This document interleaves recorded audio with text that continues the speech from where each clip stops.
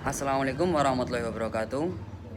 Video ini dibuat untuk memenuhi UTS mata kuliah Keamanan Informasi dan Jaringan. Sebelumnya perkenalkan dulu, nama saya Muhammad Sabril Huda dengan NIM 2120 19286. Di sini ada 6 soal mata kuliah Keamanan Informasi dan Jaringan. Yang pertama, bagaimana cara mengamankan data menurut Anda? Nah, menurut saya ada 4 cara untuk mengamankan data, yakni memastikan data terenskripsi. Setiap situs memiliki keamanan enskripsi untuk memastikan data terkode dengan aman saat dikirim lewat situs website. Contohnya HTTPS dan sertifikat SSL. Yang kedua, berhati-hati saat menggunakan jaringan WiFi. Kita harus berhati-hati ketika menggunakan WiFi yang bisa diakses secara gratis. Jaringan WiFi ini bisa disalahgunakan oleh orang yang tidak bertanggung jawab untuk mencuri data pribadi Anda. Lalu yang ketiga, waspadai tautan phishing. Saat ini banyak sekali tautan link yang mengatasnamakan instansi atau organisasi. Yang keempat, gunakan mode samaran ketika berselancar. Di mode ini akan mematikan perekaman data ketika browsing. Browsing tidak akan merekam alamat situs dan laman yang telah Anda kunjungi. Browser juga tidak dapat merekam data pribadi seperti nama, password, dan juga cache dan cookies dari web yang dikunjungi. Yang kedua, lanjut soal yang kedua maksudnya. Yang kedua, bagaimana cara melindungi password yang kita miliki? Yang pertama, perkuat password dengan karakter unik. Password terbaik itu terdiri dari kombinasi huruf besar dan kecil, angka, dan karakter khusus. Yang kedua, pastikan gunakan password berbeda untuk setiap akun. Jadi akun kita misalnya ada banyak, jadi passwordnya jangan itu aja, ya dibagi lah atau dibeda-bedakan. Yang ketiga, gunakan aplikasi password manager jika lebih dari satu. Nah, itu untuk akun yang banyak. Yang keempat, perhatikan khusus kepada kredensial email utama Anda. Yang kelima, aktifkan autentikasi 2 langkah. Misalnya autentikasi 2 langkah ini akun Anda ada di HP ini, lalu mau dipindahkan ke HP yang lain, itu diaktifkan. Lanjut ke soal yang ketiga, bagaimana cara kita mendeteksi suatu serangan atau kebocoran sistem? Caranya ialah yang pertama, desain sistem. Desain sistem yang baik tidak meninggalkan celah-celah yang memungkinkan terjadinya penyusupan setelah sistem tersebut siap dijalankan. Yang kedua, aplikasi yang dipakai.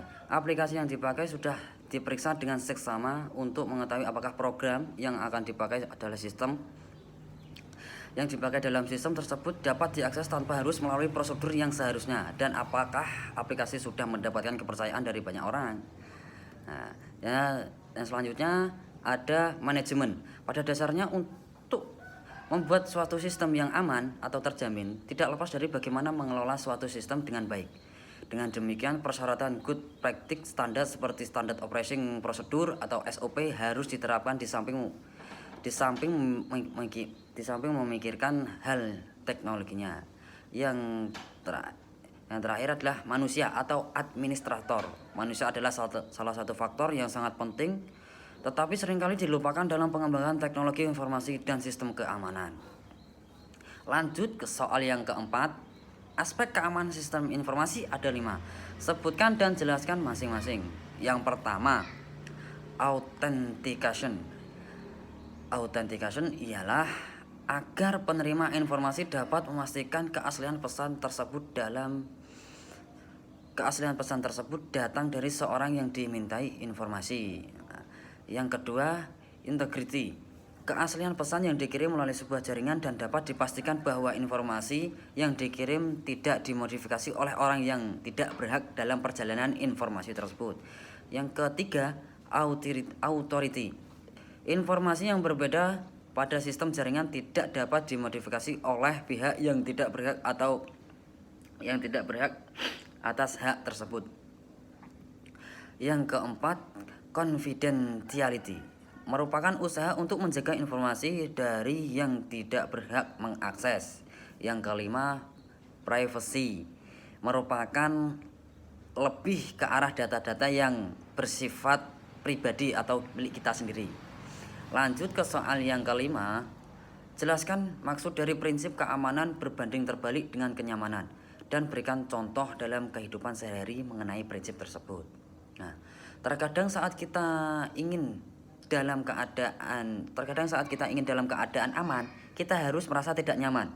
Karena keamanan itu sendiri harus menambahkan sesuatu yang mungkin tidak nyaman bagi kita.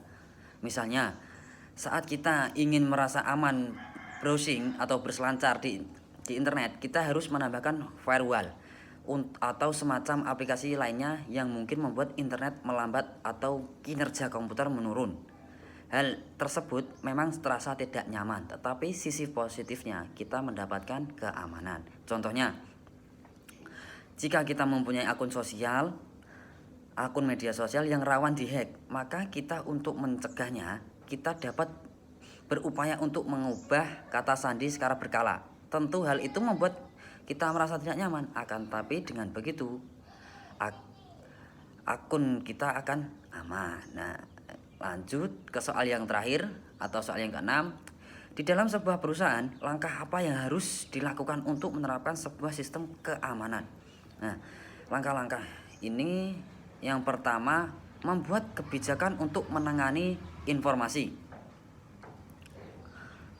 Langkah yang kedua, menggunakan enkripsi untuk mentransfer data.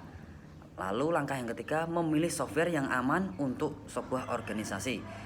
Lalu yang keempat, meningkatkan keamanan password. Nah, itu juga penting. Yang kelima, menggunakan komputer pribadi. Lalu langkah yang terakhir, mematuhi keamanan dan meningkatkan kesadaran keamanan.